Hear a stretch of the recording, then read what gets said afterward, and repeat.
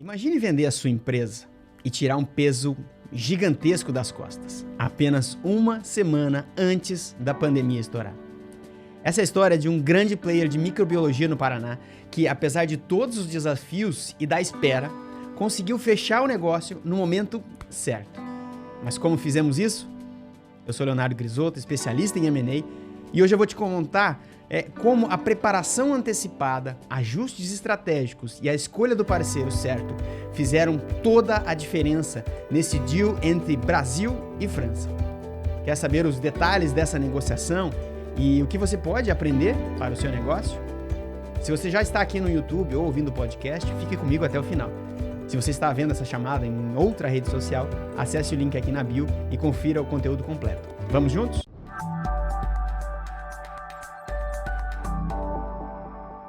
Essa história começa com um grande player de microbiologia no Paraná, que tinha foco em análises clínicas, suprir o mercado de análises clínicas. É uma indústria que faturava, na época, 50 milhões de reais de receita bruta e atendia, como eu falei, os maiores laboratórios de análises clínicas do Brasil.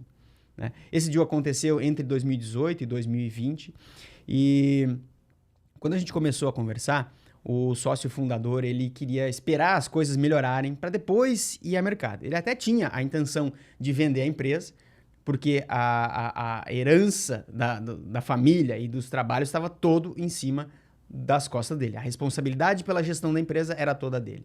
Então ele queria sim vender, mas ele queria esperar o mercado melhorar. Mas aí a gente começou a conversar e eu convenci ele de que os ciclos de venda são longos, a preparação é longa e no Brasil a gente não sabe o dia de amanhã, né? É muito difícil prever e estava sempre, todos os anos, na verdade, a gente tem algum tipo de risco, de medidas governamentais, fiscais, que afetam a nossa economia e todo mundo sabe disso. Então, essa preparação prévia para uma venda era importante começar o quanto antes. Essa empresa, ela tinha como sócias 2 holdings familiares e uma série de sócios por trás delas. Porém, apenas o CEO, que era um dos sócios de uma das holdings, era que gerenciava todo o negócio e nenhum dos outros familiares era responsável pela gestão ou estava diretamente envolvida com o negócio. A gente comentava que o piano estava inteiro nas costas dele. Era muita responsabilidade, seja fosse pelas decisões da empresa, pelos planejamento, pelo futuro da empresa, tudo estava nas costas dele.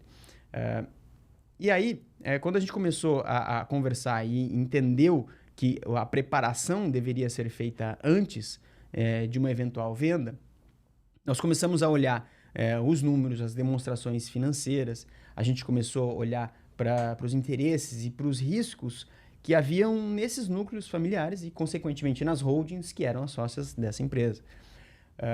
E aí veio uma série de ajustes que a gente identificou no balanço, na operação em si, olhando os números, como, por exemplo, devoluções, processos logísticos ou boas práticas na gestão financeira, como hedge, porque tinha variação cambial, importação de mercadoria do exterior. Então, teve uma série de melhorias financeiras e operacionais a fim de preparar essa empresa para uma venda. E aí, lógico, depois de fazer o valuation dessa companhia, que estava num momento muito bom, e, aliás, esse é o momento ideal para se vender uma empresa, quando ela está num momento bom, Claro que precisavam ser feitos ajustes, mas isso é normal, Toda empresa tem pontos a serem melhorados.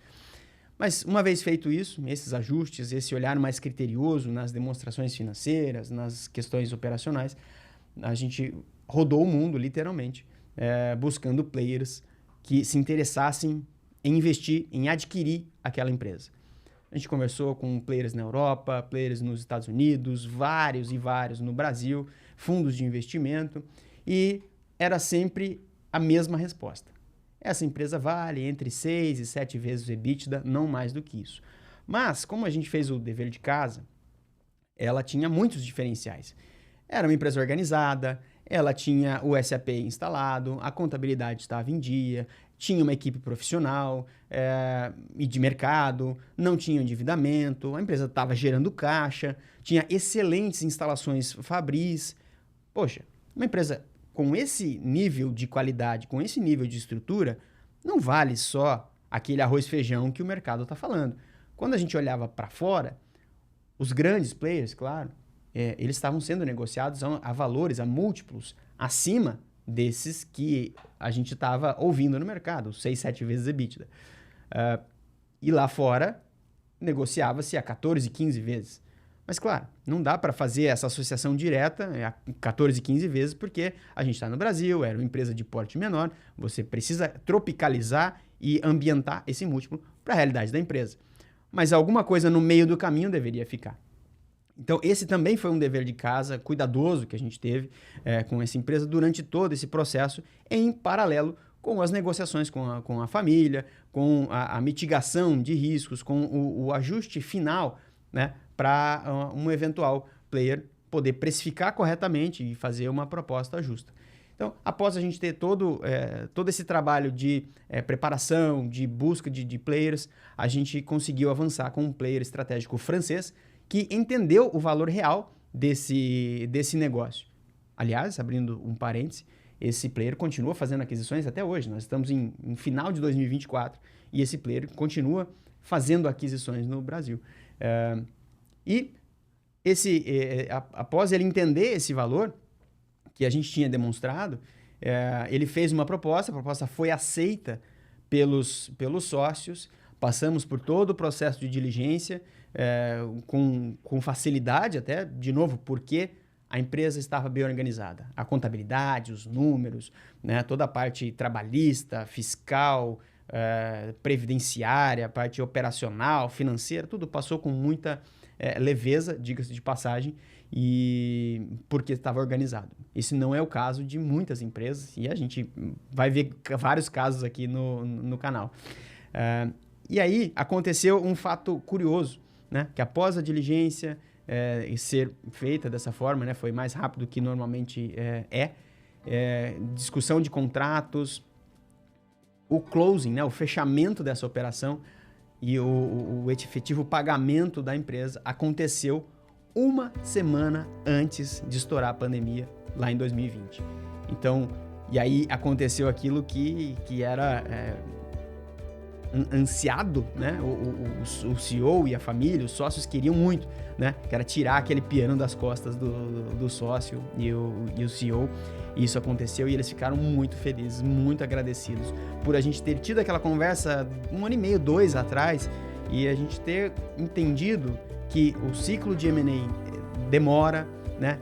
Tudo é muito longo, demorado, burocrático, existem muitas negociações e jogo de interesses no meio desse caminho, então não é do dia para a noite. Esses processos levam 1, 2 anos para acontecer, como foi esse caso, né? Então, começar antes foi muito importante e demos a sorte, né, com a graça de Deus também, aconteceu esse fechamento, né, um pouco antes da pandemia. Se tivesse avançado dentro do processo da pandemia, do período da pandemia, certamente o player francês teria interrompido as negociações, porque aquele momento foi incerto para todo mundo, no mundo todo, né?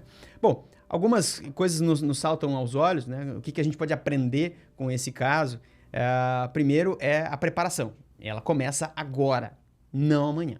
Tem muito empresário que deixa para começar amanhã, fala, não, mas agora eu vou valorizar, eu vou fazer outras coisas, não vou mexer na parte de preparação, quero vender, né? Tem muita gente que valoriza demais o aspecto vender, glamuroso, né? Pô, vendas, etc., marketing, mas deixa para trás esse cuidado com o back-office, com a estrutura, com as questões jurídicas, legais, trabalhistas, compliance, riscos de forma geral. Então, essa preparação, ela começa agora, né? É que nem a velhice. Velhice começa hoje. Você não começa a comer bem, fazer exercício e dormir bem quando você tiver 80 anos. Você tem que começar já. E é o mesmo caso para uma empresa. Um outro ponto de atenção, nesse caso aqui, que vale o aprendizado, é cuidado com a sobrecarga em apenas um sócio. Isso pode ser muito nocivo para a empresa, pode ser um risco muito grande de burnout, de estresse, de afastamento. É um risco muito grande para uma pessoa só. Não, então, isso precisa ser compartilhado ou trazer alguém de fora para poder apoiar na gestão, que é o que ele começou a fazer depois com profissionais do mercado. Né? Um outro ponto, né, que tem relação com o primeiro é investir em back-office é tão importante quanto em infraestrutura técnica e comercial. Tem muito empresário que dá muito peso à parte técnica. Eu já falei sobre isso aqui no canal, em outros vídeos, que é o técnico que sofre de uma crise empresarial. É um excelente médico que valoriza demais só a parte técnica, médica. É o engenheiro que valoriza essencialmente essa parte técnica. Então, a infraestrutura de back-office também é muito importante para dormir tranquilo, para a empresa funcionar bem e, claro, para um processo de venda, isto é essencial e eu te digo isso com muita propriedade. Então, isso fez muita diferença nesse caso que eu estou acabando de contar para vocês. Né? O comprador valorizou, poxa, tem SAP, tem contabilidade, não tem dívida, tá bem estruturada. Isso facilitou muito o processo de venda, o processo de diligência. Isso fez muita diferença. E, por fim, tenha um bom advogado que saiba de M&A. A gente recomenda sempre esse ponto, a importância de ter um advogado que tenha experiência em fusões e aquisições. É como você ter um problema, por exemplo, neurológico e for num médico generalista, ou você for num médico um cardiologista. Não faz sentido. Para esse, eu escuto muito isso. Empresários, mas eu tenho um advogado que está conosco há 10 anos, 20 anos, 30 anos. Mas ele tem experiência em M&A, propriamente dita, em negociação societária, nesse tipo de contrato? Se não tiver, precisa ter. Isso também faz diferença. Nesse caso, quem atuou foi o Becker Direito Empresarial, lá de Curitiba. Excelente escritório, assessorou de uma forma muito prática, objetiva, e o negócio deu super certo, graças a Deus. Então é isso. E aí? Gostou desse vídeo, desse conteúdo? Aprendeu algo? Compartilhe com alguém. E se você quiser saber um pouco mais sobre o meu trabalho, tem o link aqui na descrição abaixo. Um forte abraço e até o próximo episódio.